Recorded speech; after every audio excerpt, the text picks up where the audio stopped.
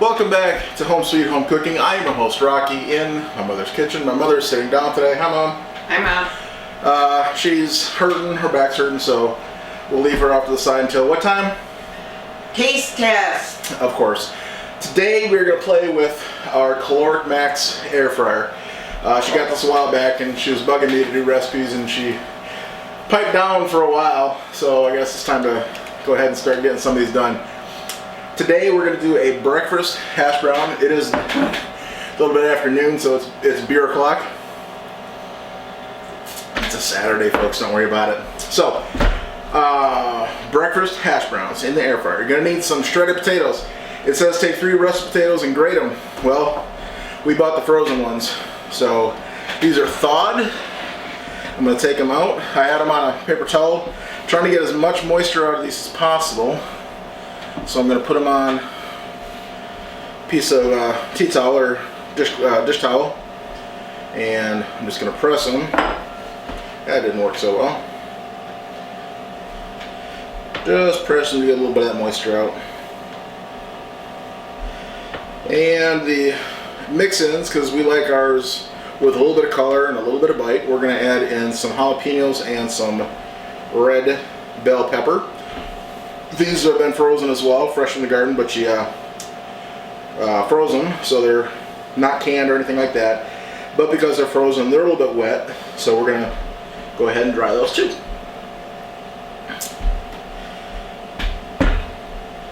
And that's going to go into a bowl.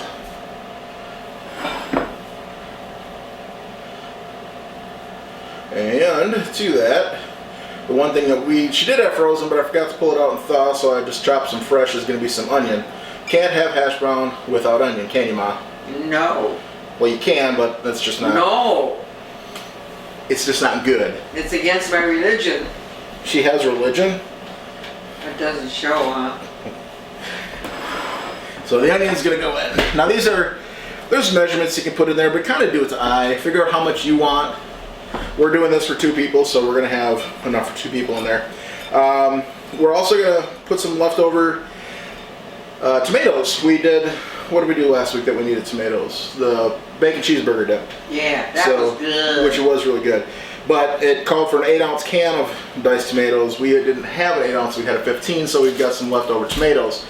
We're going to, I had them draining in a sieve in the sink for an hour or so. But I still want to get some more of that moisture out. Oh, by the way, the air fryer is preheating to 400 degrees. Or preheated probably by now. The tomatoes I'm soaking in paper towel, not the terry cloth, the tea towel. And some more. Spread them a little bit, do it again. Alright. Moisture kills crunchiness. That's why I'm trying to get these vegetables as dry as possible. Alright, got that done. Got the onion in. Give them a little mix. Time to season. And in my house and in my mom's house, she likes it. And see, my dad's not eating any of this because he's not here. We're going to use my special blend of seasoned salt. Use the other hole. There's Mom. Kind of. And some black pepper. I'm doing my happy dance. Because I'm cooking her breakfast and she's not having to cook. No, because my package is going to arrive at H&R Block today. Oh, she sent her taxes off to be done. And she's cleaning up after me after I cook it, while I cook again. Bless her heart. Knocking stuff all over. Alright, so what does it say next? I've never made this before. I'm just following a recipe. This recipe is from the Centennial Kitchen Presents air fryer recipes. So, don't know how well this is going to go. But it looks good in the picture. So, seasoned, mixed, tossed to combine. Coat the basket with vegetable cooking spray. So I got the basket. Got the vegetable cooking spray. Yeah, make sure I don't spray myself in the face. That would be funny. Mom would laugh. Okay. Place potato mixture in basket.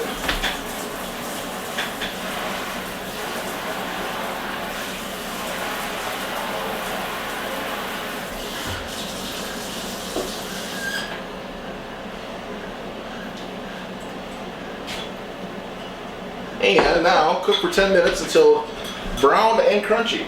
So I'm gonna back here, set that for 10 minutes, 400 degrees. Gonna get this in there in the air fryer rack.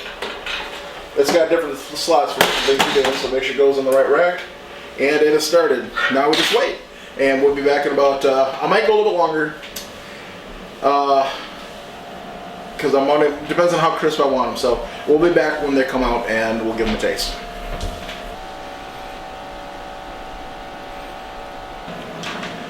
Okay, so 10 minutes.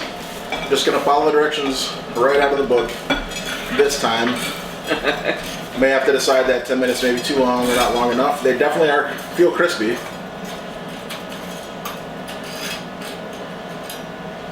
So, yeah, I'll set that over here for now. And just a taste of the hash browns, nothing on it at first. Got a piece of tomato, a piece of pepper, a little jalapeno in there, and some tater.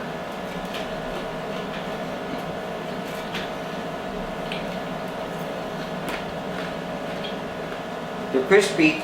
Definitely crispy. But they lack the butteriness of a hash brown. I'm thinking I didn't use quite 3 russet potatoes worth of frozen hash browns. It'll stay on for a minute. And if I use more potatoes, it wouldn't have shrunk as much. And use the butter flavored vegetable oil instead. Or I might even think the when you toss it in there, you can get that Oval Redenbacher butter flavored popcorn oil. Put a little bit of that while you're tossing it, and that would give a little butter flavor throughout. Now, what is hash browns without a couple eggs?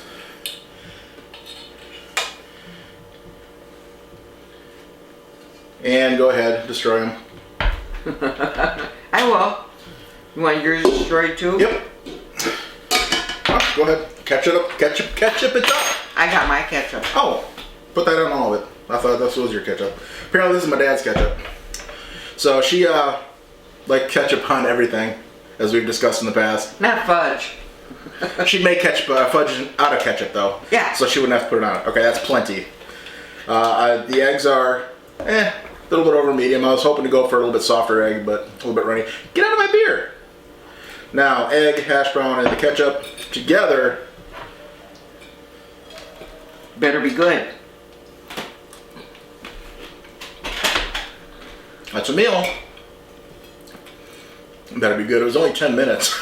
It's not like I wasted a whole lot of time on this meal. That's the nice thing about air fryers. They can be quick.